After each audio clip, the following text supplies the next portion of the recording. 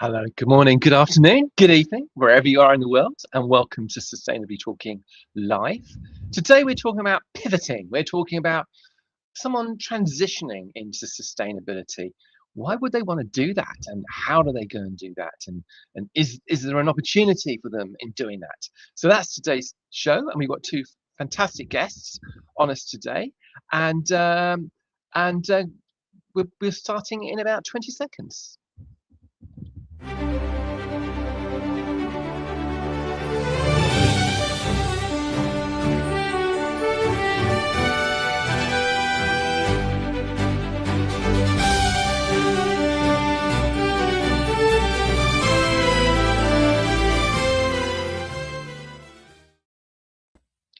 Well, hello. So on the show today, we have got Tammy Gomez, and I'll quickly Yes. call your bio up, Tammy. Tammy is a sustainability consultant specializing in building performance, ESG, healthy buildings, and green building certifications across the built environment. So what's a Yes. healthy building mean, Tammy? I would say that the healthy buildings part is something that sometimes we just leave aside. So it's something also very important. It's important that we make sure that the buildings they are set for the users in a way that they will have great quality of life. For example, if this is either a residential building or an office building, you need to have proper conditions to work or live there. So you need to have access to daylight, you need to have a great indoor air quality, and so on. So this would be the healthy part of it. So yeah, we cannot just stick to Okay. the So, shape so and it the doesn't performance. necessarily mean that a healthy building has to go down to the gym 3 times a week then. The building No, no, no, no. fine. All right. And also on the show today we have Bhavani Shankar Sharma. Hello, Bhavani. Bhavani, from launching a rural clean tech biogas startup in India to shaping corporate net zero strategies in the UK. Bhavani Shankar Sharma turns big environmental policy into ground level action as a sustainability manager and two-time UK India Achievers Honorary at Parliament. He bridges the gap between ESG regulations and practical decarbonisation. Beyond data and strategy, he's a passionate mentor who has guided over 150 international students towards climate action and career success. So, Bhavani, I need to ask you, what is an honorary, a UK India Achievers Honorea at Parliament? First of all, thank you for the opportunity, Michael. That was a really kind intro. The honorary at the parliamentary and getting into the space where the people are very from parliament who are into the policy and you share a stage with them, it's totally different experience. Plus it's also quite excitement for an international student stepping into a London cohort and getting represented an international student lobby in front of the local residents, local MPs. So that makes quite interesting and on the bit of learning as a part of the learning curve. Okay, that does indeed sound like quite an exciting experience. So, well, look, what I'm going to do, I'm going to chat to Tammy for 5 or 10 minutes. Then I'm going to so I'll say goodbye to you, Bhavani, for about 5 or 10 minutes, and then bring you back on, and we'll have a chat with both of you, and then I'm going to have a chat with Bhavani for another 10 minutes or so. So I'll say goodbye to you for a few minutes, Bhavani, but don't go. We'll be calling you back in about 10 minutes' time. So Tammy, hello. Hello. So it gets straight in there. So you've been around the block, haven't you? So you started life in Brazil, you moved to Germany, and then you moved to the UK, and you Yes. did start in sustainability. You pivoted into sustainability. Can you just tell me a little bit about your literal journey from Brazil to Germany to the UK, and your career journey as well. Yeah, sure. So good afternoon, Michael, and all our friends and colleagues watching. So yeah, my journey started in Brazil. My background and my graduation is architecture in urban planner. So this is how I started in the field of the built environment. And I always wanted to work with sustainability, obviously in the built environment. And I saw the opportunity of doing a master's degree in Germany, which was also a dream that I had just to deepen my knowledge in this area. And that's how I moved to Germany and learned a totally different framework and also construction regulations, I would say, because this is a cold climate. So it's very different from what I was designing in Brazil, which is tropical. And yes, from that, I started to develop my career in the UK. So I got a good offer here in Oxford to work exactly in the field that I would like to, with building certifications and a sustainability consultant. So I could, develop and just analyze a bit farther the buildings instead of just hand over when the design is done, and then you never know what happened afterwards. So how the building is performing, and if your targets that you set when you're designing, they are really getting somewhere, they really have the outcome that you wanted. So yeah, that's why I also wanted to deepen my knowledge in all this sustainability industry. It's going to be 35 degrees this afternoon in the UK. So how are you finding that transition from a cold country like Brazil to a hot country like Britain? Well, that's very interesting because to be fair, we don't have this climate anymore in Brazil, I would say. When I was younger, we used to have summers that we could reach 42, 44 degrees easily. And now we just have a few days in February that we reach 34 or 33. So this is the maximum. And yeah, so I was not ready for this summer, this tropical weather here. But yeah, I will take it because this just makes me happy and then can compensate a little bit the winter. So it's all right. Everything's upside down. So look, Tammy, I've got a few questions for you. And I'm going to kick off and talk to you about, so you trained as an architect. Yes. So what made you stop designing buildings and start actually measuring how they perform? How did that come about? So I wouldn't say that I totally stopped designing. So I'm just designing with a different goal. So it's to know what happened after the handover. And also, as I said, I think to me it's very important to know how the building is performing afterwards. So I think the design is very important. So you need to have, you will need to, to meet, I think, the client expectations about the shape and design and what it looks like and all these requirements that we have. But also, I think more than this, we need to assess the building just to confirm how this is performing. So if they can have a great or at least a good thermal comfort inside, if they can have a good view out, so you're not going to have that bad feelings of being stuck in an office, for example, the whole day work and just look at a screen. So all the small things, I think they are also very important. So it's not just how it looks like, what it looks like. I think it's how people feel inside the building. So that's why I start to, I think, go deeper in this assessment of how the building performed. Okay, well, that's good. Thank you. And so I guess doing architecture, there's a little bit of sustainability built into it, you know? Yes.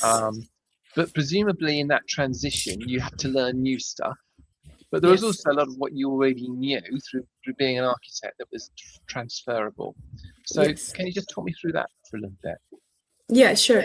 So I think everything that I learned, I could transfer to this. So it's nothing lost because obviously you need to understand what the building is for, how it works, and all the materials, how they work together, because this is going to affect the thermal comfort, it's going to affect many other aspects of the building performance assessments that I do, for example. So I think all this knowledge about how the building works is totally transferable. And obviously, I didn't have very deep study, let's say, in this part of assessment, like thermal comfort assessment or building performance. But we had, in my university, for example, we had an overview of important things, aspects like daylighting, for example. It's one of my favorite, by the way. And so I think this is also transferable. So it was a basic knowledge. And then I could just move forward and go deeper and gain more experience and knowledge in this field. So yeah, I think most of what I already knew and what I studied was not lost. Absolutely was completely useful now, and it helps a lot to start not from the zero. So yeah, I think that was great for me to have this base. Okay, thank you. So, okay, so I'm going to ask you to define something in a moment. So you work on BREEAM assessments in the UK. Yes. For the uninitiated, can you just explain what a BREEAM assessment is? And then I've got a question for you about that. Yes, sure. So we have different green buildings certifications. So usually you have one national green building certification per country, the countries that work with this. So for example, the American certification is called LEED. The British one is called BREEAM, and then you have the German one is called GNB, and so on. So this is an assessment, a full assessment of the building that you can rate how sustainable is that building based on the features that the building provides. And this includes from selection of materials and how they affect the environment, for example, to the thermal comfort or the building or the user experience inside the building. So their comforts, visual comfort, thermal comfort, and everything like that. So it's a broad assessment that can be rated and classified in different, from past to outstanding, for example, in the BREEAM case. Okay, thank you. So you work on BREEAM assessments in the UK, and you're finishing a master's thesis in Germany on retrofitting buildings to a net zero. So you must be a clever clog, Sammy, I think. Also. What does moving between those two systems teach you? That the same one wouldn't teach you, do you think? Yeah, so I think using my thesis as an analogy for this, in my thesis, I'm evaluating this building, which is in Brazil, and it's a house from the 1940s. And yeah, I am proposing a retrofit to achieve net zero energy building. So this means that the building will not consume energy from the grid. So the building will produce energy from the PVs, the photovoltaic panels.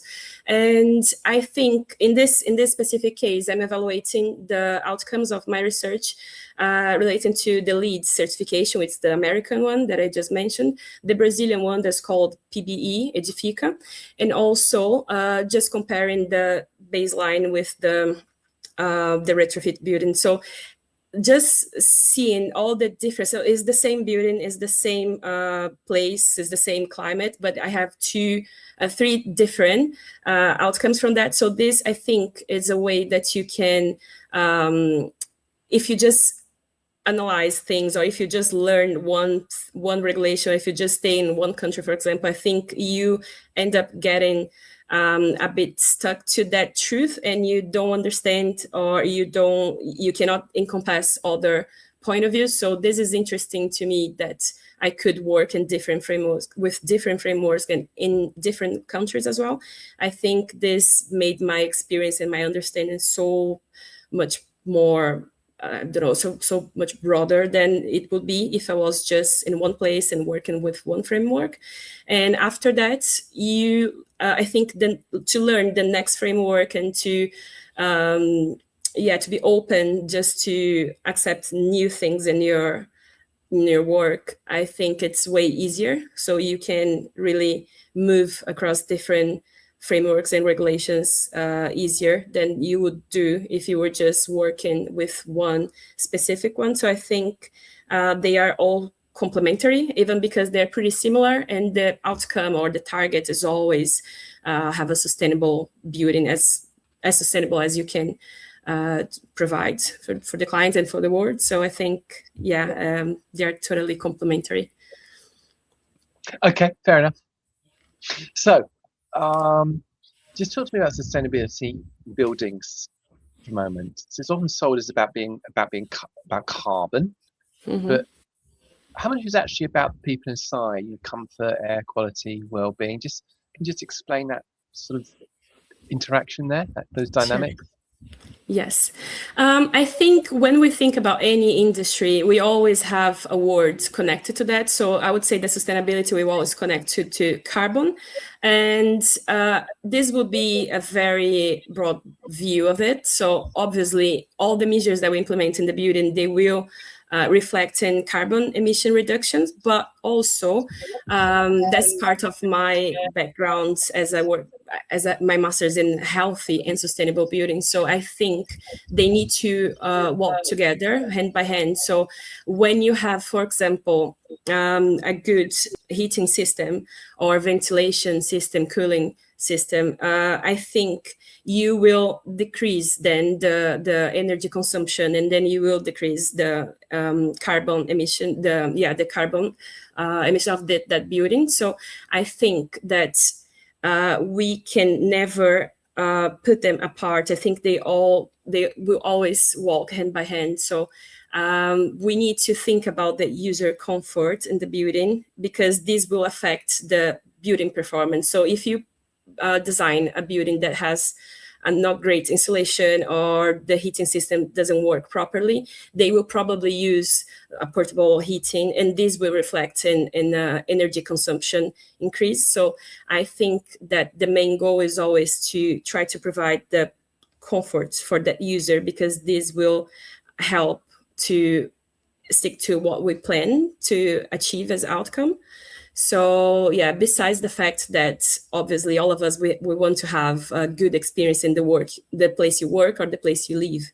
So that said, I think we can never forget about this well-being.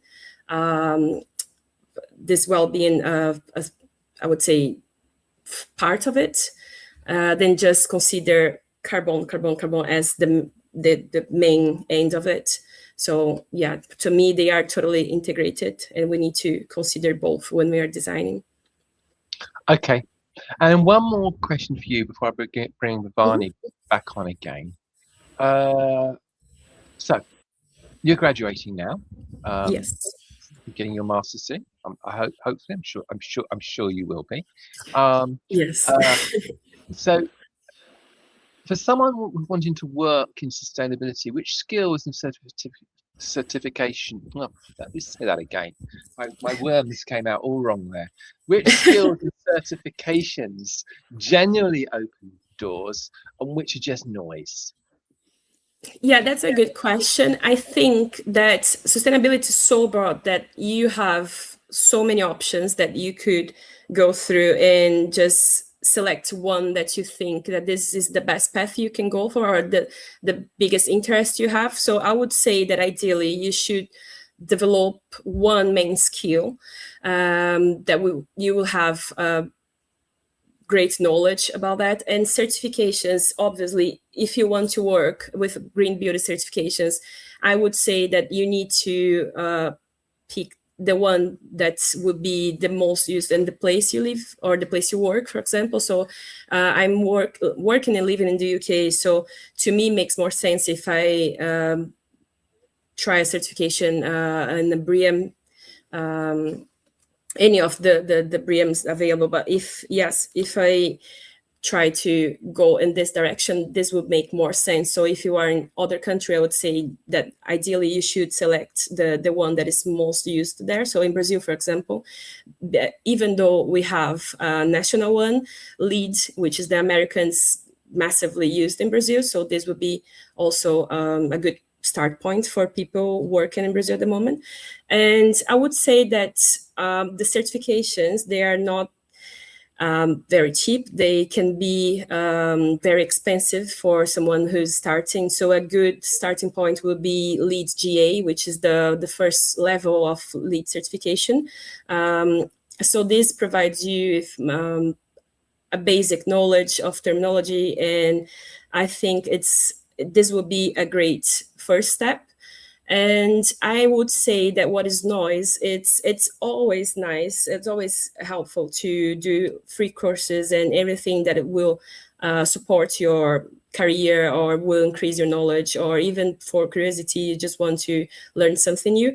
But I think you cannot just base all you have to offer to a company just based in this kind of shallow knowledge. So I really think you need to develop further one skill and have at least one certification. So for example, LEED GA would be my recommendation, for example, for who is starting the field. All right, thank you, Tammy. I'm going to bring Bhavani back on now. Hello, Bhavani, welcome back. I want some general questions for both of you. And can we start with the obvious one? Why? Why should someone want to move into sustainability? Bhavani, we haven't heard from you for a while. I'll let you go first there. Why would someone want to move into sustainability, do you think? I think that's a quite interesting question to ask by any of the person in the sector. I won't recommend or someone to move into sustainability simply because it's a growing industry. I would tell them to look into the problems they already know and how to solve it. As if it quite be interesting, but sustainability increasing sits at the intersection of engineering, finance, procurement, operation, technology, and risk. So that's create an opportunity for people from different backgrounds.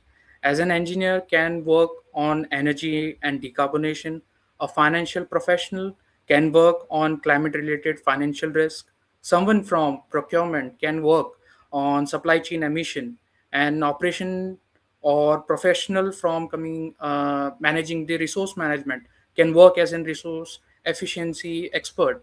So the opportunity isn't necessary to abandon your existing career. I think it's more to take your already what you are good at and apply it to some of the major resources which can help the climate and the business challenges for an organization which they are facing. And that's how a strong reason to move into a sustainability than a simply a following trend. All right, thank you for that. Same question for you, Tammy. Why would someone want to move into sustainability, do you think? Yeah, I think my answer is pretty similar to Bhavani. I think first I would say that it's because something that is durable. So I don't see sustainability as a trend of market now. I think that this just tends to keep going this direction. We need to be aware of the need of sustainability being implemented in all the sectors and all the industries. So I don't think this will be something left behind in a few years, for example. Second thing, as I said, I think is very broad. So there is space for everyone. So it's not just in the built environment, so also in the financial sector or procurement or all the other fields. I think it's possible to include sustainability. And I think the market really tends to push this farther. And the third thing would be your personal opinion about this. So to me, for example, I think that I feel great to be working with something that has such a positive impact in the world. So I would say that this would be the personal goal or the wheel of making a world a better place, that kind of cliche thing, but in the end, I think the outcome of this field is just amazing. So I really do this because, I definitely think that there's a lot of interest from younger people about working in sustainability, and I think I'd put you into that category, Tammy. Bhavani, I think would you squeeze into the younger people category? I'm not sure I would. I don't think that I would anymore, sadly, but I am aware that there's a huge interest in younger people about working in sustainability. I am aware of that. But what are the pitfalls? So what are the things you have to watch out for? I'll let you go first with this one, Tammy. Well, I would say that maybe the expectations could be something that we need to be realistic about it. So even though I just said the outcome is great and you feel great about what you're doing, the work you're developing, but you need to be aware that it's not going to be always sunny. So every day is not going to be sunny. That's what I mean by that is that you will have some moments that we will need to deal with filling spreadsheets, which it can be not too fun, or chasing evidence and needing to replace certificates, and work can be a little bit bureaucratic, but I think this is part of it. And yeah, so I would say that people need to be aware of it, but maybe this is the downside, but still not too important to me if I compare to the positive side of it.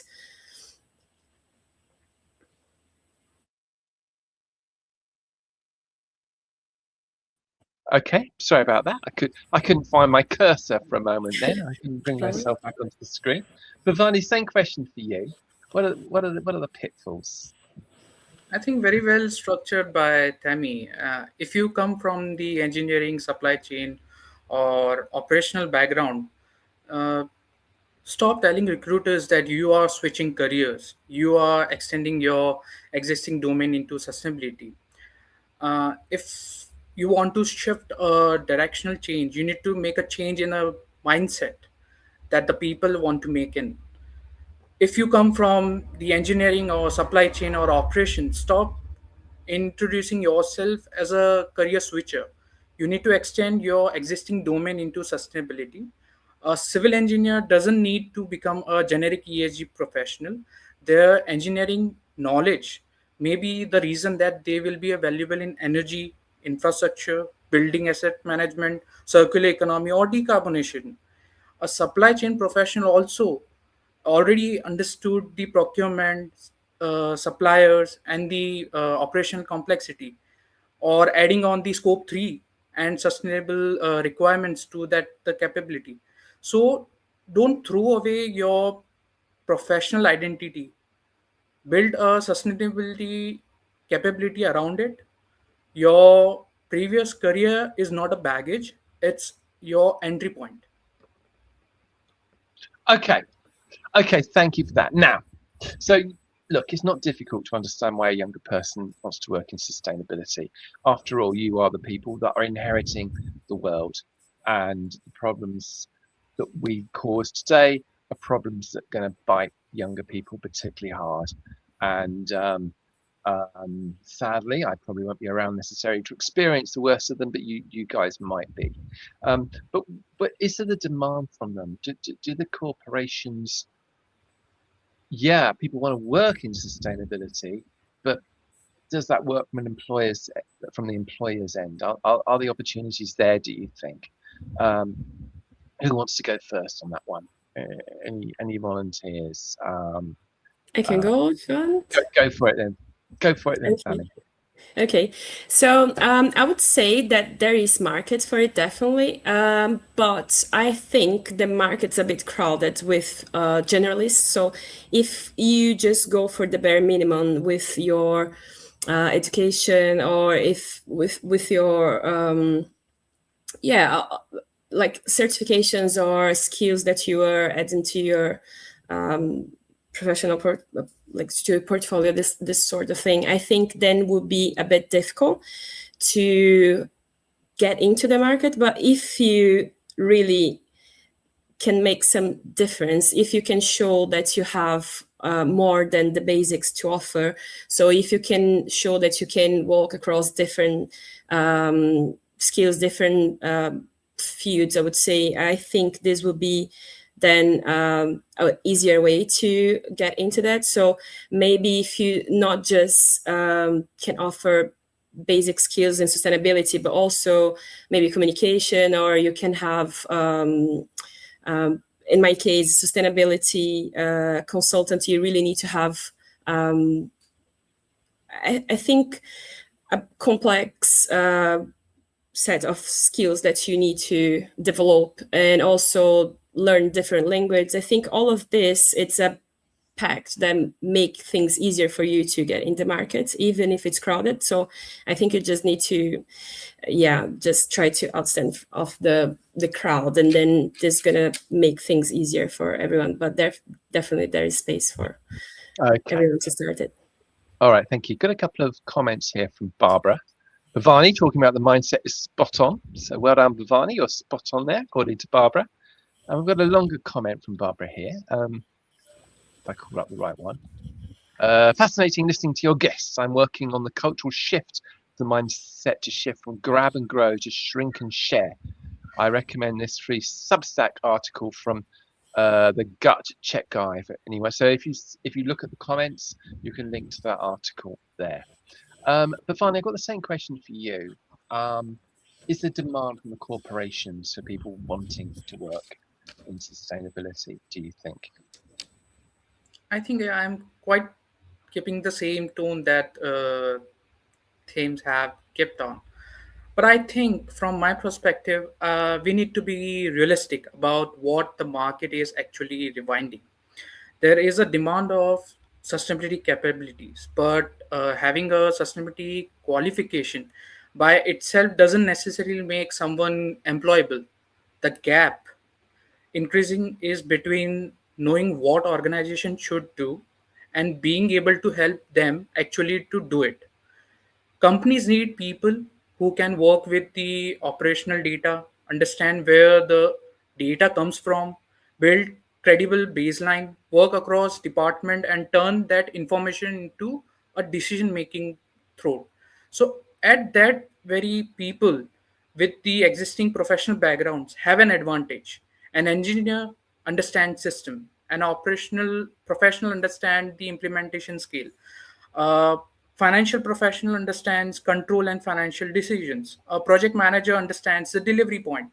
So, and adding the sustainability capabilities to those foundationals, and you became much more useful that someone can simply know the terminology. So, yes, there is a market, but the market is becoming more discussing about what the consideration valuable. All right. So I've got one more question for the two of you. Then I'm going to have a chat with Bhavani for a little while, and then bring you back again right at the end, Tammy.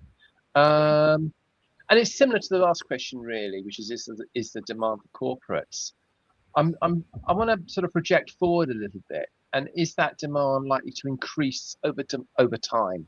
So if you are a sustainability professional, do you think you're going to find increasingly more demand for your skill sets as Father Time moves forward? What do you think? Bhavani, you're shaking and nodding your head there, so I'll let you go first. Yeah, I guess it's very true. I think even the young professional that we are looking after, the individuals. So I think we can set them into two sets of people.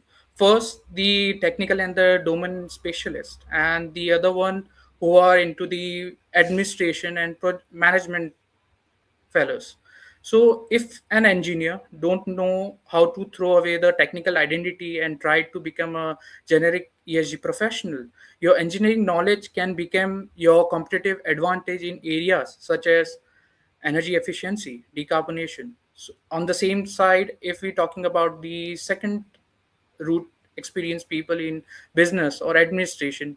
So if you already manage projects and build budgets, stakeholders, procurement, or operations, so you already have understand how organization execute change. Your opportunity is to add sustainability expertise to that existing capabilities organization holds, and that's the important distinct. I would i won't be assisting either person to start a complete new career in sustainability. I will let them know to extend the career that they already have to build in a sustainability journey. And even the sustainability used to carry a different part of the areas. You can have a niche in the climate change. You can be a GHG account specialist. You could be as a part of the consultant, making a report structure. Okay. Okay, thank you for that. One more comment there from Miriam. A change of mindset regarding all aspects of sustainability is essential, and I don't think that any of our panelists would disagree with you there, Miriam. I'm going to ask you that same question, Fahmi, about I'm going to ask you to get your crystal ball out and look into the distant future, the year 2027 or 2030. Let's look a few years Yes. further ahead than that. Do you think the demand for the sustainability skills is going to increase? Yes, I definitely think this. For example, from my sector, my industry, I think we have done so many agreements about reduction of carbon emissions and all this related topics. So I think that we already took the first steps toward it, and I think that from now on we just need to work consistently towards the results, towards the achievement. So I think this just, I think the only way that I can see this is going to increase the need of qualified workers to help this become a reality. So I would say that, yes, we will have a demand, increase in demand for this in the next few years, and also in the other sectors that we were speaking before. I think that as sustainability has been now considered mandatory from a few different aspects, so I think people will need to qualify the companies will need to qualify their employees, or even people interested in switch into sustainability markets. They will get some extra qualification, and they will make part of the market. Okay, thank you for that. Now, look, I'm going to have a chat with Bhavani for a few minutes. So I'm going to say goodbye to you, Tammy, but don't get all together. Right at the end. So if I could just say goodbye to you for 5 minutes. Bhavani, I want to talk to you about your journey from founding a rural clean tech biogas startup in India and now overseeing net zero strategy in the UK hospitality sector. So that's rural clean tech biogas startup in India, net zero strategy in the UK hospitality sector. That's a bit of a leap, I think. How do you take on the ground resources constrained engineering logic and translate it into a UK corporate board environment? I think that's quite interesting to know. In rural India, you quickly learn that there is no such thing as theoretical efficiency. If the feedstock isn't available, the system doesn't work. If maintenance isn't practical, the technology doesn't work. If the economics doesn't work, the project doesn't scale. And that the mindset has stayed with me. When you move into corporate environment, the vocabulary, the slangs changes. Board may talk about capex, opex, risk, resilience, and return on investment, but the underlying discipline is the same. The fundamentals are same, and the foundations are same. I frame decarbonation around the business decision. What are we investing? What will it save? What emission will it reduce? What operational risk does it create or remove? What happens if we don't do nothing? Or so I am not really translating engineering logic into the corporate logic. I am just keeping simple, applying the same resource discipline to differentiate scale of the decision making. Okay.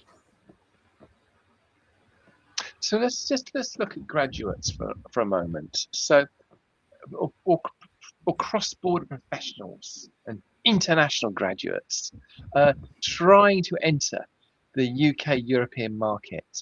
What's the biggest trap when adapting past overseas experience to local ESG frameworks, do you think? I think you are spot on the question. The biggest trap is assuming that because the regulatory terminology is difficult, your previous experience has become irrelevant. It hasn't. An engineer who understands the energy system hasn't become less valuable because they moved countries. A project manager who knows how to deliver a complex project hasn't lost the capability because the sustainability framework changed. What changes is the regulatory context, terminologies, and sometimes how evident need to be documented. So I tell my international fellows, don't try to reinvent yourself as a completely different person. Try to provide an existing professional capacity and learn the sustainability context around it. And don't apologize for having an international experience. Translate it. Some employees have your previous experience demonstrate problem solving or technical capabilities or stakeholder management. Your previous career is not baggage. You need to deliver it at the entry point. Okay, so I think sustainability in some organisations is really about PR. I mean, other organisations, it's about compliance. It's about compliance and nothing else. Maybe it's about both. It's about PR and compliance. But actually, I think we need to do more than that, don't we? We need to deeply embed it into the operational workflow. How do you do that? Um, I think I should frame this. You make sustainability someone's job, not simply someone's report. So, if sustainability sits in a separate CSR document or operational terms can easily set into somebody's responsibility, instead connecting to the sustainability metrics to existing business responsibility, in hospitality and leisure business, for an instance, energy performance belongs with facility and operation. Food waste belongs with the relevant operational teams. Procurement decision needs to be considered as a supplier performance. Capital project need to be considered energy and carbon implications. So over here, importantly, there need to be an ownership. I think about it quite simply. A metric need an ownership. The owner need a target. The target needs an action plan or resources, and the performance need to be reviewed. Once sustainability enters the management cycle, it stops being a side project and it becomes the part of your organization goal. Okay. So I'd like to turn to put a little bit more emphasis on the career transition sort of angle. So right now, is it 2026? Is it a good or a bad? Is it a better time or a worse time to pivot into sustainability, do you think?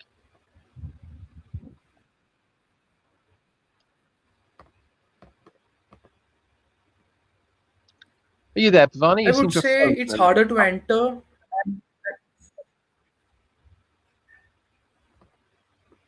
Am I audible? Yeah, there seems to be a bit of a Perfect. delay. So if you talk, it might take a second or two before we start hearing you. So get talking, and then I'll let you know. It's going to take a few seconds before I know, so I'll let you know if there's a problem. Okay. So I would say it's harder to enter, and the actually a positive development. A few years ago, the sustainability market could sometimes reward broad knowledge and strong communication. Today, organizations are becoming more selective about what sustainability capabilities they actually need. um, Also, they need people who can work with the data, understand business model, interpret regulation, manage projects, and demonstrate the measurable outcomes. So I wouldn't tell someone in 2026 get an ESG certification, you will be fine. I would say build a real professional capability first, then add a sustainability to it. If you are an engineer, understand the decarbonation, make a project around it. If you are a finance fellow, understand the climate risk management or get a accreditation with CFA. If you are a procurement specialist, understand the value chain emission and calculate the scope 3 counter. If you are an operational head, understand the resource and the energy efficiency that can be saved. The barrier to entry is higher, but the work is becoming more substantive and selective. Okay. And what's the biggest mistake do you think people make, professionals make, when they're transitioning into sustainability? The biggest mistake is pretending yourself as someone who is starting again. People rewrite their CVs with the sustainability keywords, and suddenly their previous 10 years of experience disappear. That is backward. A hiring manager doesn't just want to know whether you are heard of scope 3. They want to know whether you can collect difficult data, identify gap, work with the stakeholder, analyze information, and turn into a decision making trend. So instead of saying, I understand sustainability reporting, show how the problem I have worked on, here is what I have analyzed, here is what I have changed, and here is what the outcome or the result would be. And don't demonstrate your previous career or your background in engineering or finance, operation, procurement as if the exact vulnerable in the sustainability. Don't throw away the advantage, extend it. Okay, thank you for that, Tammy. I'd like to bring you back on now. I thought it was a good answer from Bhavani there. Oh, by the way, we've had a hello from Brazil, of your country people. I thought it was a good answer, Bhavani, there. So I'd like to ask you the same question. What are the most common mistakes you think a professional might make when they're moving into sustainability? Do you have any thoughts about that?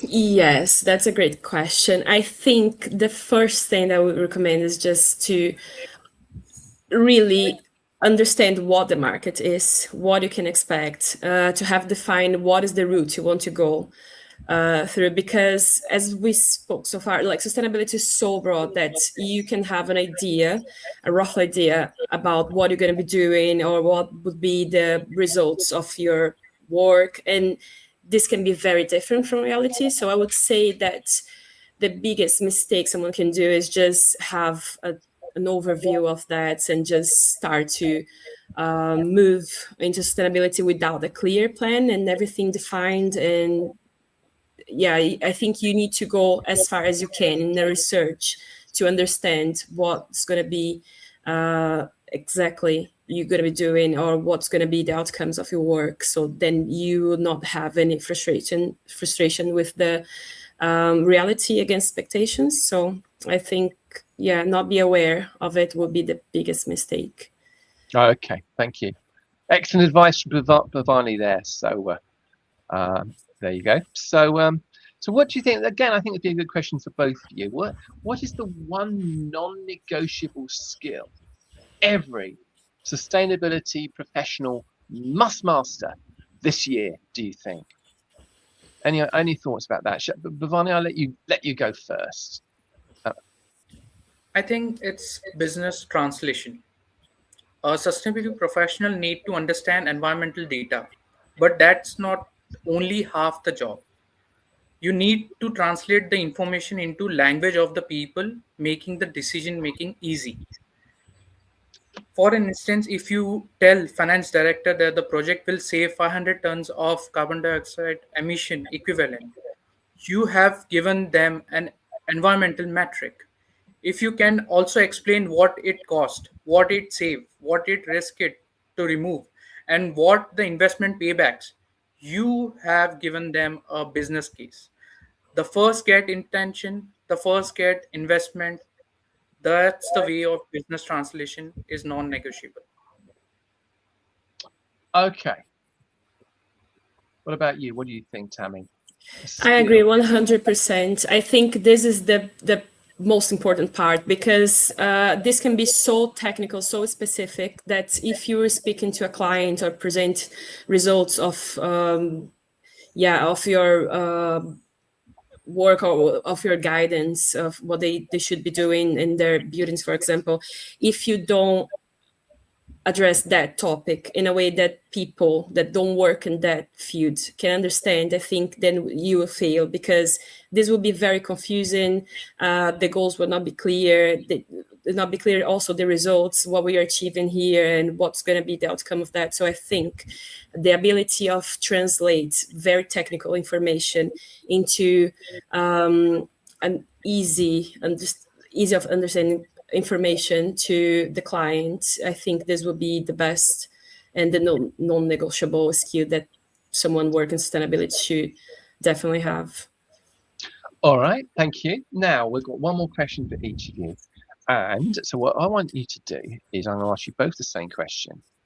Bhavani, you're in a building, so you step into the elevator, you press the button for the ninth floor, and just as the doors close and somebody rushes into the elevator, and they say, oh, we're going to the ninth floor. It's a 30-second journey. Bhavani, I want to move into sustainability. Got any advice for me? So you've got 30 seconds to give this poor person some advice. What would you say? Oh, just 3 things. Don't start again. The biggest advice would be don't have the unbothered discussions or recommendations with the senior pals. Get into the discussion with the professionals who are already in the market. Get networking. And the third, the most important one will be get yourself into the sector understanding. Because for getting into the expertise of a subject, we used to invest ourselves for a couple of years. So if we are transitioning into a different scope, we need to understand, we need to invest ourselves fully. And that's what I think these 3 advice could work for them. Okay, that's good advice. So we're at the ninth floor, you step out, Bhavani, and in steps Tammy, and it's that same person, and he or she says to you, Tammy, what advice do you have for me wanting to get into sustainability? And the button, and it's the 18th floor, so you've got 30 seconds to answer as well. Yeah, so I agree absolutely with Bhavani. I would say that don't just erase all your past or your career. I think you definitely can translate all your experience into this new field. It's absolutely possible. I would say the second advice would be just to leave the narrative and just put some numbers and efforts, like concrete movement towards this. So I would say just have a plan and just start to really move forward to that. So just don't be behind the narrative and just wondering what you should do. Just start moving, then things will fall in place. And the third thing, which I'm not great of it, but that's why I would say to people to really understand that this is a process. This is not fast. Absolutely. This takes steps and years. So you really need to be patient and understand that every move can be small, but it's gonna help you to achieve your goal. So I would say that if you can just be consistent and understand that this is a slow process, I would recommend to don't stop moving, just keep going and accept the fact that this will happen over time. All right, well, thank you very much. Well, we're now at the 18th floor. We're all stepping out, and I don't know how you got to the 18th floor as well, Bhavani, but you're there as well. So thank you very much, guys. Thank you, and thank you for watching this at home or in your offices or wherever you are. And see you all again soon. But thank you very much. Thank you, Matthew. Thank you, Bhavani. Thank you, everyone. Bye.